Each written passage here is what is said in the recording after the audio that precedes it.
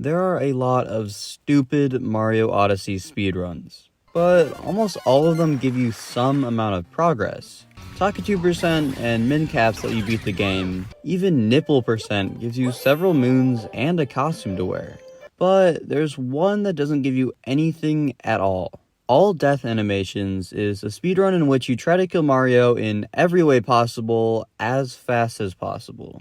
You don't get moons, and you even lose 100 coins for every full attempt, so you get negative progress. The only rule for this speedrun is you have to get all 10 unique death animations, and because I don't value my time at all, I decided to accomplish absolutely nothing as fast as possible.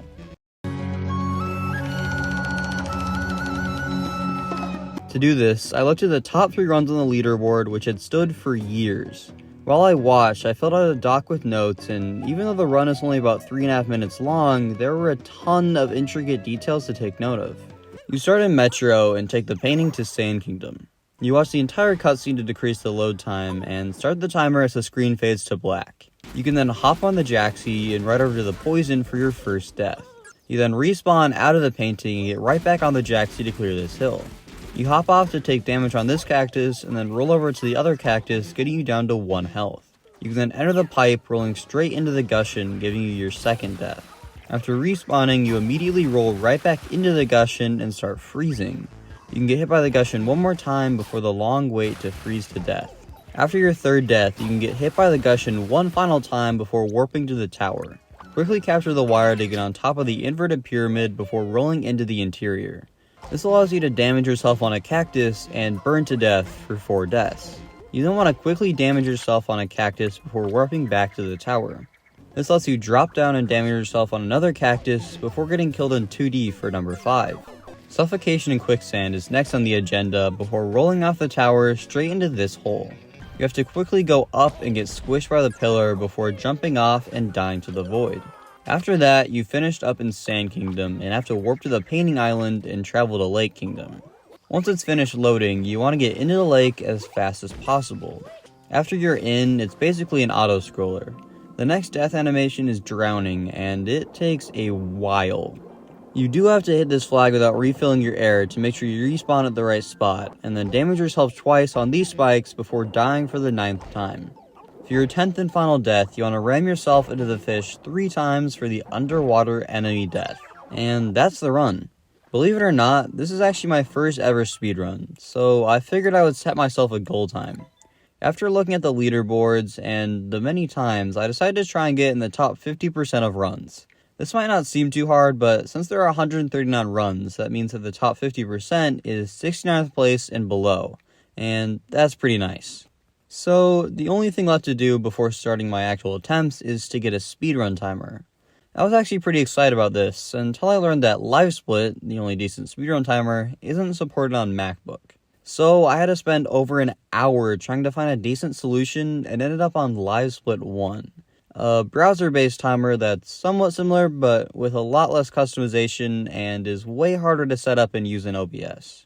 But after some tinkering, this is the best I can manage. It covers the coins and moons, but I don't collect either of those, so they don't matter, so who cares?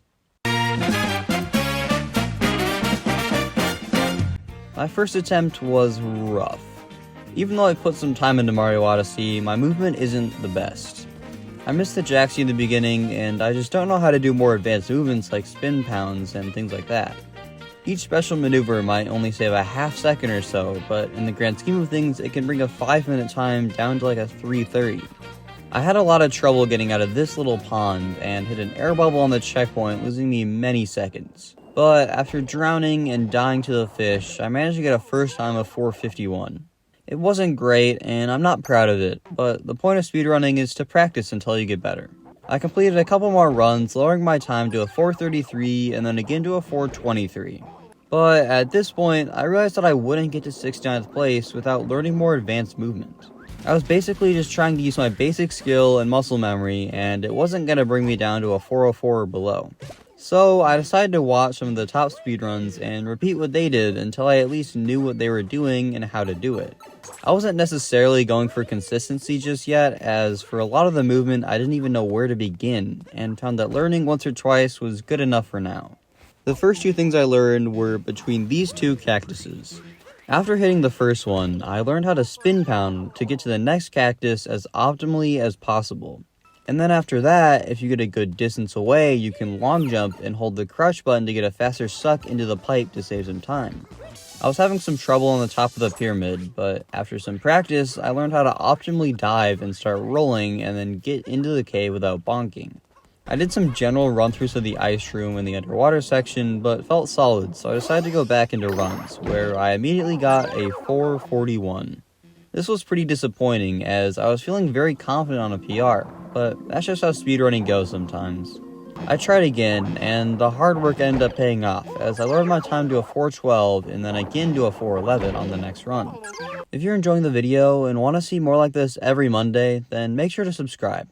In both of the runs, I felt like even though I played decent, there was still some big room for improvement. Especially on my 411, where I initially lost 7 seconds that, if I could have saved, would have put me ahead of my goal. This could have disappointed me or driven me away, but it felt satisfying and hopeful. I know I'm good enough to achieve my goal, and now I just need to grind away at some more attempts. So that's what I did. And I reset over and over and over again until finally I got the run. I had a clean start on the Jaxie with a new gold time. After dying for the second time in this sub area, I had saved another 2 seconds, and I was feeling good, but still very stressed. I had been on the pace to PR by much more than this, and I had thrown it all away to get a PR of 410. My rolling into the tower was super clean, and I saved another 2 seconds off of that. I usually struggle quite a bit with the 2D part and either miss a cactus or miss the bullet bill cycle, but this time was different, and I saved 3 seconds off of my PR. I had some ups and downs in the quicksand and ice room before going into the final choke point. The last time I got to Lake, I lost over 6 seconds, losing me the run I wanted, and this time it wasn't gonna happen. I got into the lake as quick as I could and rushed to the spike chamber to drown in. After respawning at the checkpoint, I knew to hold back and right to run into the first fish immediately, and then position myself 2 more times to come in at 3 minutes and 58.29 seconds. This put me in a 4-way tie for 59th place, a solid 6 seconds faster than my goal. I've done a lot of hard gaming challenges in the past, but this one was different. Speedrunning is a whole different breed of challenge, as instead of trying to be good enough to beat a really hard thing once, you try over and over again to beat a relatively easy thing as fast and as perfectly as you can. It's a super fun speedrun, and if you're looking to get into speedrunning, then I would recommend this one a lot, as you don't have to commit hours of your time to a single attempt. If you enjoyed the video and would like to see more videos from me every week, then please consider subscribing and liking the video. If you have any video ideas, then comment them down below, and be sure to have a great rest of your day.